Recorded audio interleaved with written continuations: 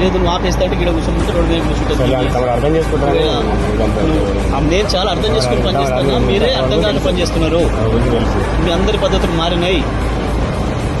నేను ఉన్ననాడు ఏం పని చేసిండ్రో, ఎట్లా ఉన్నారో, ఇవాళ ఎట్లా పని చేస్తున్నారో మీకు తెలుసు, మీ అంతరందరూ తెలుసు, ప్రజలకు తెలుస్తుంది. ఒక్కనాడు నేను ఫోన్ చేసి ఒక కేసు పెట్టమని చెప్పారు ఎవరి మీద, నా సర్వీస్ మంత్రిగా. ఎన్ని పెడుతున్నారు మీరు, ఏం పనులు చేస్తున్నారు? నేను ఎందుకు ఎవరి వ్యక్తిగతంగా అనడం లేదు. నేను సందర్భం వచ్చినాడు తప్పకుండా మీరు అందరూ శిక్షణ ఇస్తారు. తప్పు చేసే తప్పులు నేను చెప్తున్నాను. మీరు చేస్తున్న పొరపాటు మీరు అర్థం చేసుకోండి. చట్టాన్ని మించి అతీతంగా పోయి పని చేస్తాము, తప్పులు చేస్తాము, కరెక్ట్ కాదు. అయినా నేను నీకు ఓపిక పోతున్నాను. మీరు బలైతే